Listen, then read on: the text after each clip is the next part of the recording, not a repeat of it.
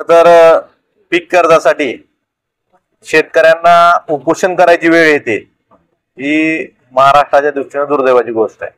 पण ही वेळ का आली याच्या बाबतीत सुद्धा राज्यकर्त्यांनी विचार करणं गरजेचं आहे। रोज कुठल्या तरी लोकप्रिय घोषणा करायच्या आणि ज्यावेळेस अंमलबजावणीची वेळ येते त्यावेळेस निश्चितच त्या ठिकाणी म्हणजे अंमलबजावणीचा दुष्काळ आणि घोषणांचा सुकाळ हे सरकारचं काम आहे।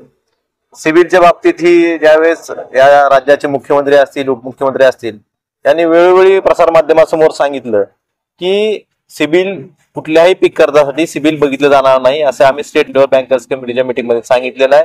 आणि जर असं कोण सिव्हिल बघून कर्ज नाकारत असतील तर त्या ठिकाणी आपण त्यांच्यावर फौजदारी गुन्हे दाखल करू। हे ज्यावेळेस राज्याचे प्रमुख सांगतात त्यानंतर शेतकऱ्यांना कुठेतरी यांच्या वक्तव्यावर विश्वास ठेवून शेतकरी बँकेत चक्रा मारतात। महिनोन महिने चक्रा मारल्यानंतरही शेतकऱ्यांच्या लक्षात येतं की ज्यावेळेस बँकेचे अधिकारी सांगतात की आम्हाला घोषणा जरी झाली असली तरी टीव्हीवरच्या घोषणा आम्हाला काय अर्थ नाही, आम्हाला जोपर्यंत आमच्या वरिष्ठ कार्यालयाकडनं किंवा शासनाकडनं कुठल्याही लिखित स्वरूपात आम्हाला आदेश येत नाहीत किंवा सूचना मिळत नाहीत तोपर्यंत आम्ही आमच्या ज्या बँकेच्या जुन्या गाईडलाईन्स आहेत म्हणजे सिबिल बघून राईट ऑफ असेल सिबिल असेल ह्या ज्या गाईडलाईन्स बँकेच्या आहेत त्याप्रमाणेच आम्ही कर्ज वाटप करणार। त्यामुळे सिबिल बघू नका असं कुठेही शासनानं किंवा स्टेट लेवल बँकर्स कमिटीने सांगितलेलं नाही। त्यामुळे आम्ही सिबिल बघूनच कर्ज देणार हे ज्यावेळेस सांगितलं जातं त्यावेळेस शेतकऱ्यांना नाईलाजाने या ठिकाणी उपोषणाला बसावं लागतं। आपल्याला मी याबाबत विधानसभेतही आवाज उठवला होता।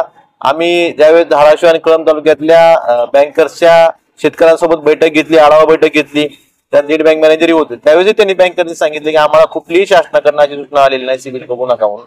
त्यामुळं निव्वळ फसव्या घोषणा करून शेतकऱ्यांच्या जखमीवर मीठ चोळण्यापेक्षा त्या घोषणा करताना त्याचं परिपत्रक निघालंय का नाही हे बघणं राज्यकर्त्याचं काम आहे असं मला वाटतं।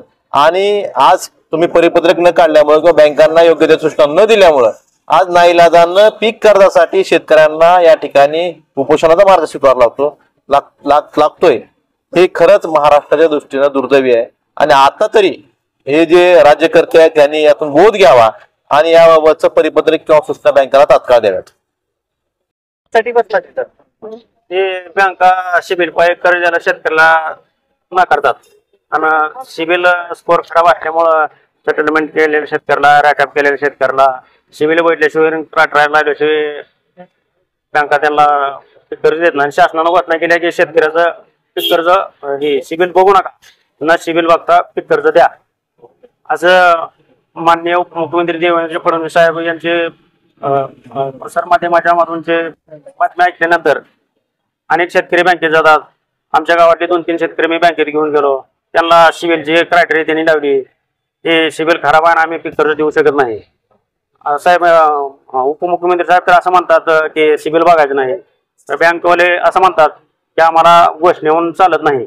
कसं पाहिजे कर्ज नेमकं आणि बँकांनी काय द्यावं पीक कर्ज शेतीसाठी?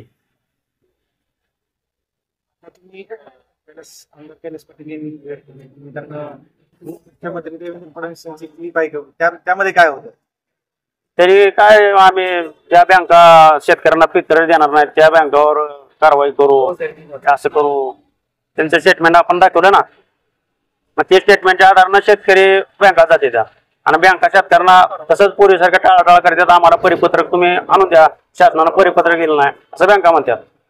पूर्वीचं कर्ज कुठलं होतं नेमकं सिबिल खराब आहे? पूर्वीचं कर्ज त्यांनी काय सेटलमेंट करून भरलेलं होतं वाटतंय काहीतरी आहे त्या शेतकऱ्याचं, माझं नाही दुसऱ्या शेतकऱ्याचं।